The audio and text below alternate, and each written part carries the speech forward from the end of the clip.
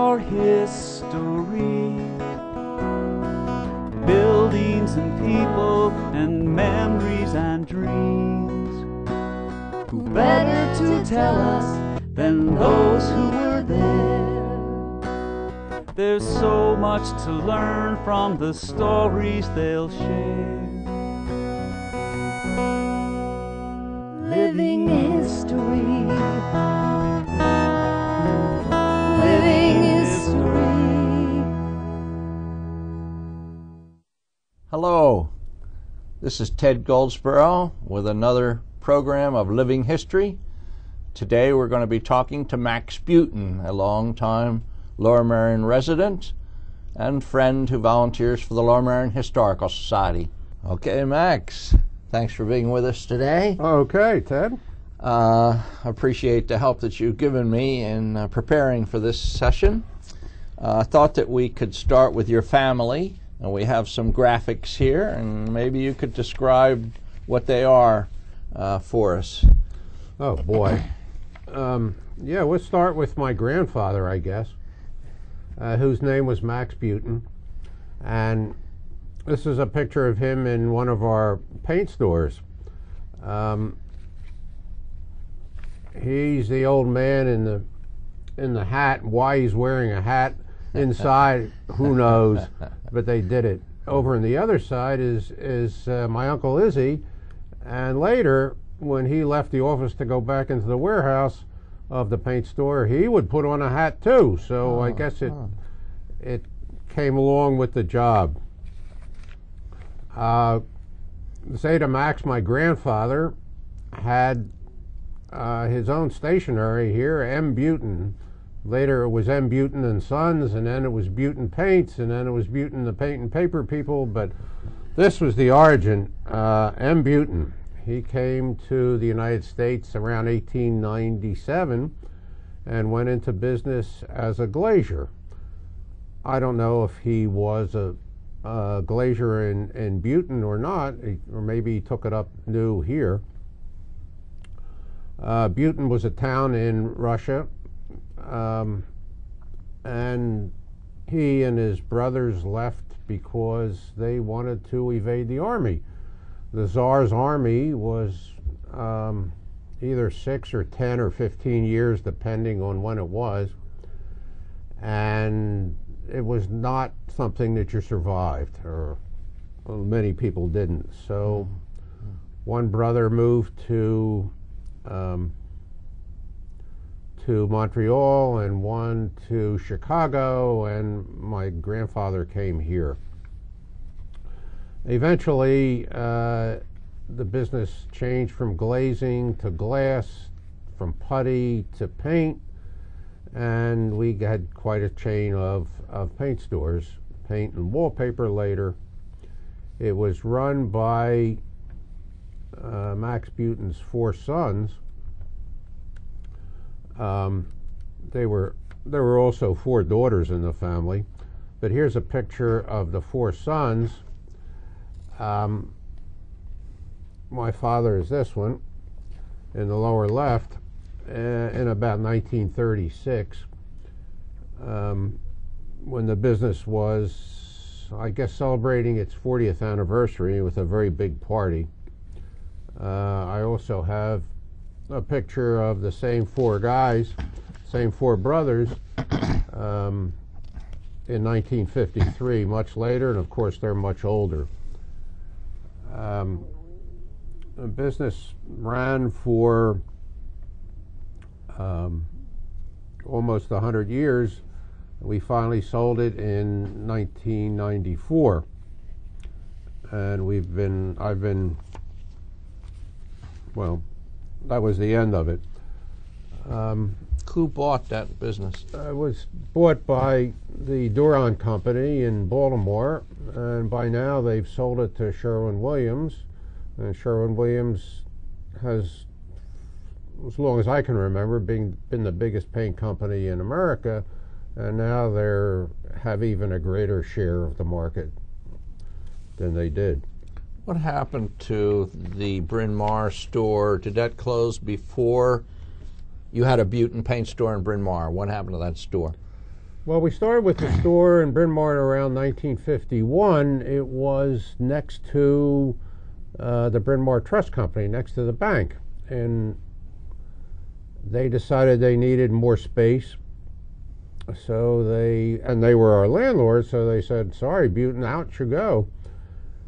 And that's now the trust department, I think, of Bryn Mawr Trust. So we moved across the street to another store, and we were there for some time, some years, and eventually moved to Stratford on the other side of Wayne. And we were there until the end of the business in '94. The store that we moved into on the south side of Lancaster Avenue was a shock to us because when we moved in, because there was no heat. There was no radiator, there was no anything. Wow. And we thought, boy, it's going to be a cold winter. But it turned out that it was not. There was a steam pipe that went up through the building to the apartment above, and wow, we never really did figure out why it wasn't cold, but it worked fine. Isn't that interesting? Now, could we talk a bit about the Buten Paint Company, since we've been talking about it, but could you describe these? Well, here's some of the logos and so forth from the company. These are from the 30s, where when we said it, if we say it's good, it is good. That was our slogan. To illustrate that, we had this matchbook. This is a giant matchbook. With advertising inside and advertising on the back side, and of course matches in the inside. This has been, for safety reasons, the heads of the matches have been taken off. Yeah. But it's just a nifty thing. Yeah, I was wondering what that was. This is the building that we were in Bryn Mawr, not the bank building, but it's now, or when I took the picture, was a different company. Across the street. On the south side, yes, next to the movie, and it somehow ran around the corner onto the side street. Parking was on the side, so forth. So we later used a logo that looked like this, big Buten, and we have here a fresh paint sign. Wet paint got out of style. Fresh paint became more I don't know, more upmarket or something. This one I have you to thank for. You gave me this one from your basement, I guess. It's even got a little bit of speck of your paint on it. And we still sell putty and glass. We had stopped selling eventually. But we did sell caulking and things like that. It's pretty close to putty, sort of in a way. At least it's thick. My father always told the story of how he started in the business. As a little kid, his parents would set him down inside the putty barrel, which was a big wooden barrel as big as his table, and put him inside to scrape the putty off the sides of the barrel. Wow. So he would collect them down in the bottom or somewhere, and I guess they put them in a can and used it later. Over the years, Max, well, when did you start working for the company? Well, I started when I was about 6, maybe less, who knows. I started at 25 cents a day. And sometime later I got a raise to 25 cents an hour. I would do all sorts of things, some of them even useful. I tore papers up that my father thought were confidential and should be not disclosed. Shredders didn't exist. So he even taught me how to shred properly. Where was that store? That store was at 1834 South Street in Philadelphia. His office was no more than about 20 feet from where he was born. He was born upstairs in the store. Later they bought several other buildings there. Eventually, in 1953, they bought a property on Ridge Avenue and built a store and warehouse and office there, which the remains of the company still owns. Would you consider that, in more modern times, the headquarters of the company? Yes, that was the headquarters of the company from 1954 on, so for 40 years. Mm-hmm. Happens to coincide with the time I graduated from college, so I worked for the company for just exactly 40 years. Okay. Was that your first job out of college? Yes, that was the only job I had other than the Army for 40 years, and then after that I was a computer programmer for about 5 years, until they told me to go work in a basement, and it was not as nice as this basement studio, so I stopped working then. Okay. You have on our outline, you have a glazier on a bicycle, and I wondered if you'd mention the word bicycle. Yes. I mentioned the word bicycle. It's important to you and me, Ted, both, because that's where we started as fellow cyclists in Lower Merion at a time when you were getting bicycle paths made along Montgomery Avenue and elsewhere in the township. That was a good while ago. My grandfather rode around with his glass and putty knife on a bicycle, and I guess if he saw a broken window, he asked the people if he could fix it. Not an unusual business. Dickens has itinerant glaziers in London about 50 years earlier, I think. So it made sense that people didn't have a good way to take out a window, take it over to a paint store or a hardware store and get it replaced, so the glazier would come to the house. I told you that the paint business had 4 uncles in it. There were also 4 aunts in that family. My mother, who also came from Russia, from Kovno Gubernia. Gubernia is the Russian word that means government. Her father and mother had 4 sons between them, and presumably were widow and widower when they got married, and had 4 girls here. So I had altogether 27 aunts and uncles, one of which, my Aunt Fanny, just died at 111. She was the 37th oldest person in the world and the oldest Jew in the world. Now, could we move to Winfield? Yes, let's Okay. talk about Winfield. All right. My father and mother were married in 1930, and as you see, I was born in 1932. But in 1930, they moved to Winfield, to a house on Rexford Road.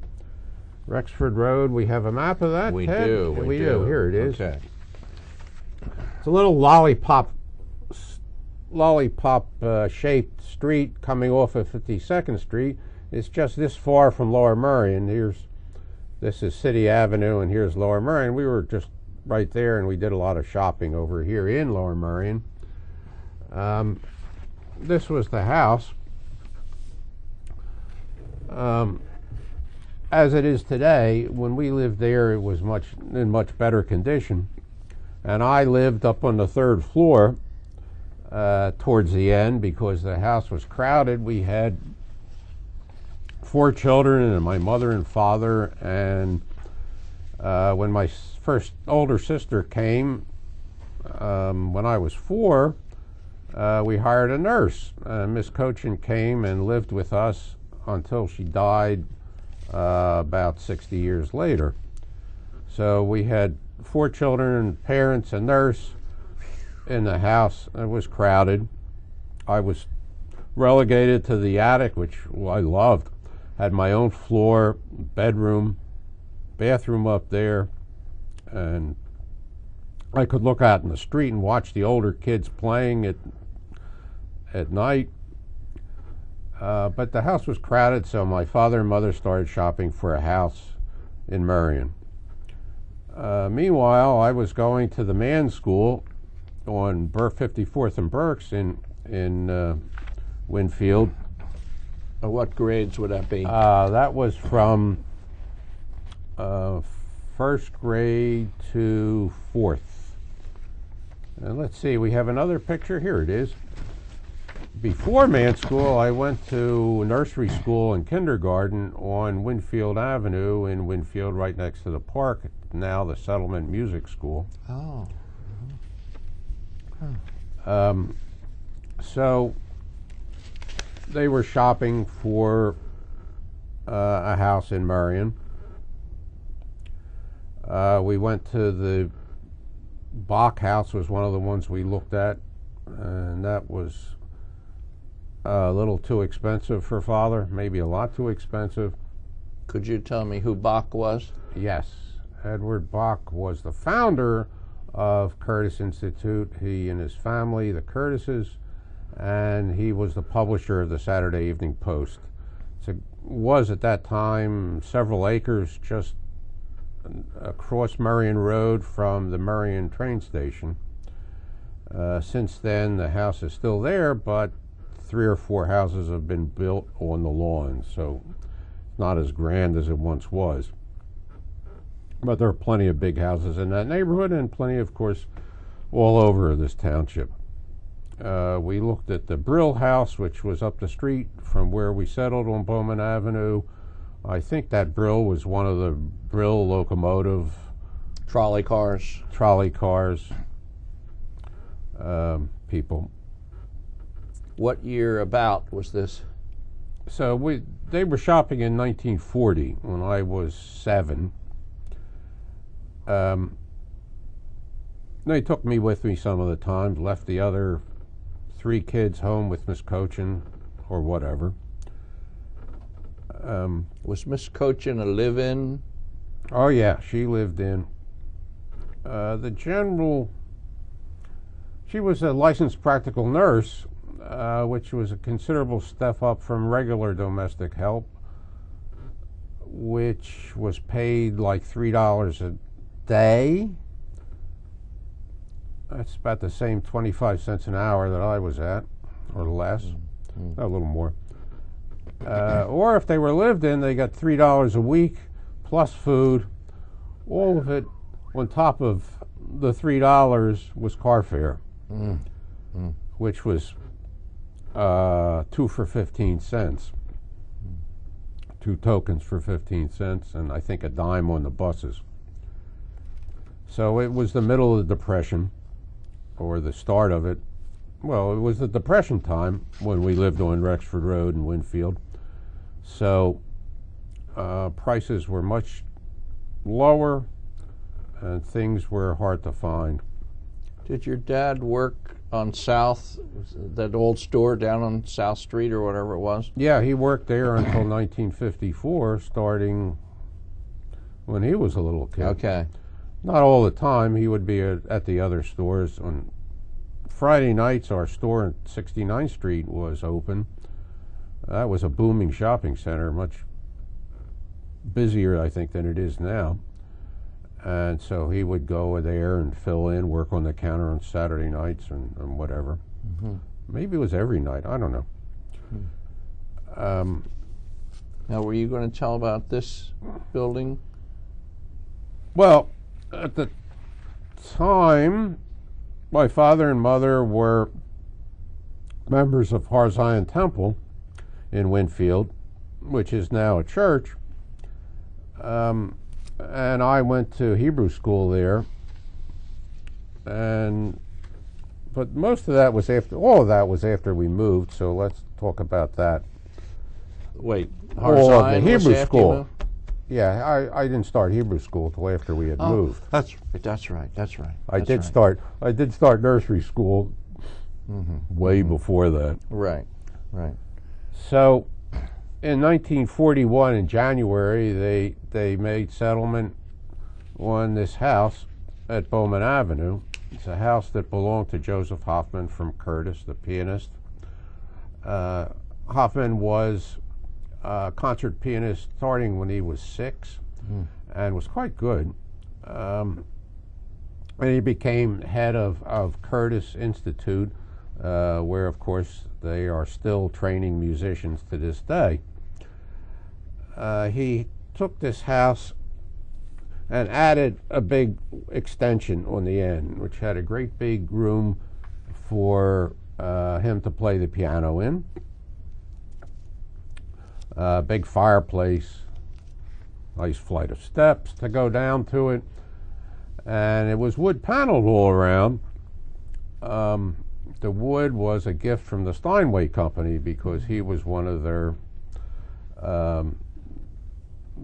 a user of their product and a promoter of their product. And then above it was a great big bedroom, the master bedroom, and off to one side was a little office. Off to the other side there was room for a nice big sun porch.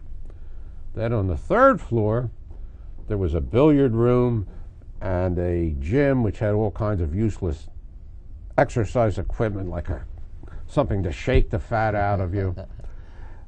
And then there was a bathroom for the 3rd floor, which actually had a shower. I lived on the 2nd floor, but when I wanted to take a shower, I had to go up to the 3rd floor, and that was still not heated. Oh, not heated at all. gee. It was cold. Wow.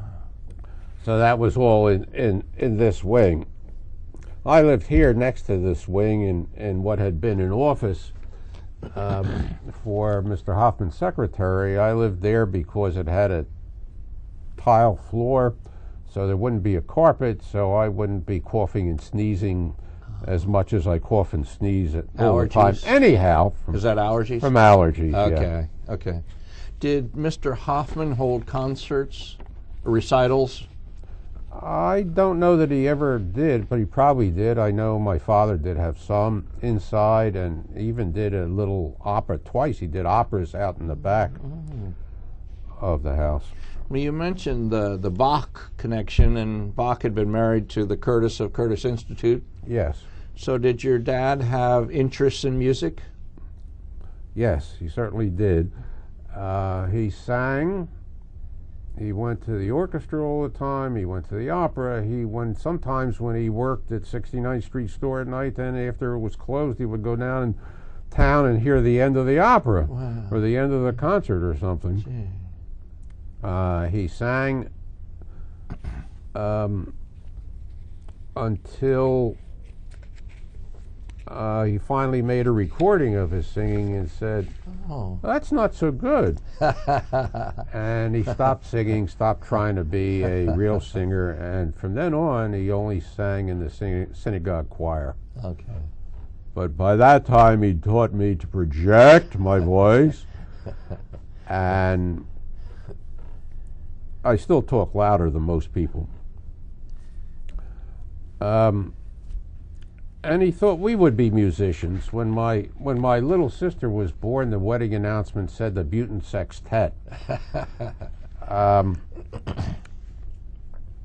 But then we published. He had pictures taken of us in this room with the walnut walls. Yeah. And let's see.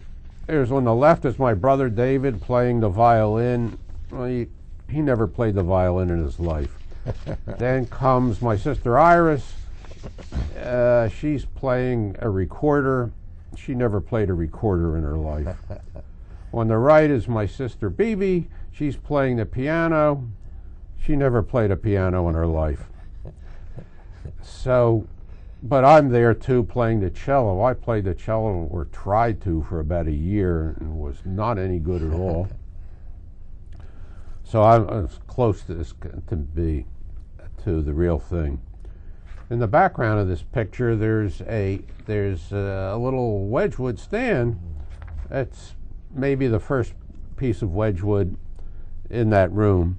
There were many more to follow, which we'll see. Okay. The house still stands. The house still stands. It's been renovated.